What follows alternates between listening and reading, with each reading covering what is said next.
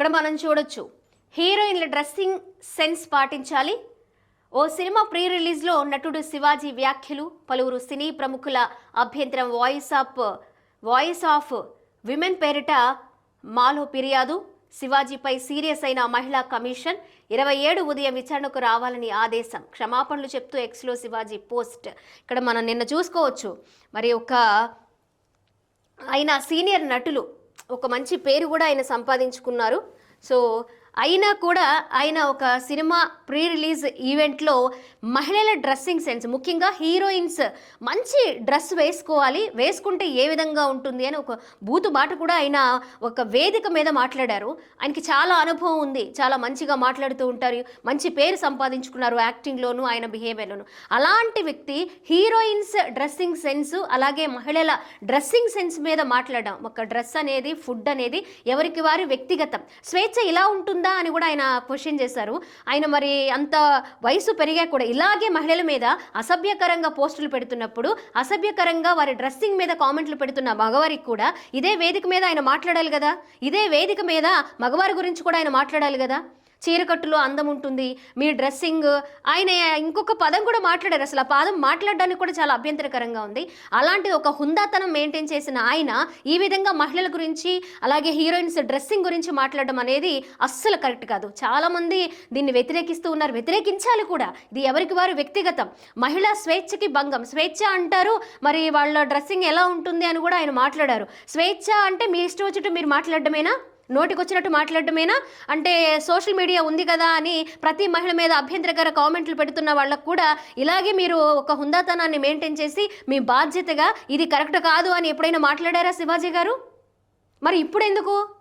మీ cinema ప్రమోషన్కి వచ్చారు, ఏదో కాంట్రవర్సీగా మాట్లాడేస్తే మేము ట్రోల్ అయిపోతాము, మేము ట్రెండింగ్లోకి వచ్చేస్తాము, మా సినిమా ఏదో హిట్ అయిపోతుంది అనే ఉద్దేశంలో మాట్లాడినట్లుగా ఆయన అనుకుంటే అది చాలా తప్పనే మాట్లాడాలి. ఎందుకంటే ఒక మహిళగా నేను దాన్ని చాలా తీవ్రంగా ఖండిస్తున్నాను. ఎంతోమంది మహిళలు కావచ్చు, అలాగే హీరోయిన్స్ కావచ్చు, చాలామంది స్పందించారు. కానీ ముందు మాట్లాడేటప్పుడే నోరు హద్దులో పెట్టుకొని పదాలు ఏది మాట్లాడాలి అనేది ఆలోచించి మాట్లాడితే ఆయన హుందాతనాన్ని, ఆయన వయసుకి, ఆయన సీనియారిటీకి ఒక అర్థం అనేది వస్తుంది. ఇప్పుడేదో క్షమాపణలు చెప్పేసి ఎవరిష్టం వచ్చినట్టు వాళ్ళు మాట్లాడడం, తర్వాత సారీ చెప్పేయడం ఏంటండి? సారీ చెప్తే నీ మాటలు వెనక్కి తీసుకున్నట్టు అయిపోతుందా? అంత దారుణంగా స్టేజ్ల మీద మాట్లాడేసి నువ్వు ఎవరిని పొగడాలనుకుంటున్నావు వాళ్ళని పొగుడు, కాదని అనట్లేదు. కానీ దాన్ని అడ్డం పెట్టుకొని హీరోయిన్స్ చెప్తున్నా, తెలుగు వారికి చెప్తున్నా, మీ డ్రెస్సింగ్ సెన్స్ చాలా బాగుండాలి, ఎలా పడితే అలా బట్టలు వేసుకుంటే అది మీకు మర్యాద కాదు, ఈ స్టేట్మెంట్స్ అన్నీ ఇవ్వడానికి మీరెవరండి? మీకు ఆ హక్కు లేదు కదా, ఆ అవసరం కూడా లేదు. అక్కడ సినిమా ప్రమోషన్కి వచ్చారు, అక్కడ వరకు చూసుకొని వెళ్తే బాగుంటుంది. ఇప్పుడు సారీ చెప్పేసినంత మాత్రాన మాట్లాడిన పదాలన్నీ వాస్తవాలు అయిపోవు, అవి కరెక్ట్ అయిపోవు. నాకు ఇష్టమైంది నేను తింటా, నాకు ఇష్టమైనట్లు నేను ఉంటా, నాకు ఇష్టమైన బట్టలు నేను వేసుకుంటా అనే హక్కు ప్రతి ఒక్కరికి ఉంది. ఒక మహిళల్ని పాయింట్అవుట్ చేసి మాట్లాడాల్సిన అవసరం అయితే అక్కడ లేదు.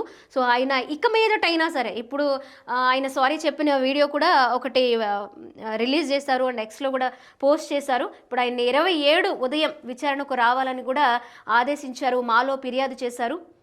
వాయిస్ ఆఫ్ విమెన్ పేరిట. సరే, చాలామంది కూడా మహిళలు స్పందిస్తూ ఉన్నారు. నిజంగా ప్రతి విషయానికి ఇలా స్పందించాలి. ఇది ఎవరికి వారి సొంత హక్కు. ఆ హక్కుని ఎవరో అక్కడ అండర్లైన్ చేసి, ఎవరో అక్కడ దీన్ని పాయింట్అవుట్ చేస్తే మాత్రం తీసుకోవడానికి ఎవరూ రెడీగా ఉండరు. అది చాలా తప్పు. అలా మాట్లాడకుండా ఏ విషయం గురించి మాట్లాడాలో ఆ విషయం గురించి మాట్లాడుకుని ఎవరైనా సరే అలా వెళ్ళిపోతే ఇలాంటి సమస్యలు రావు. ఒకసారి మళ్ళీ క్షమాపణలు చెప్పుకోవాల్సిన అవసరం ఉండదని నా ఒపీనియన్.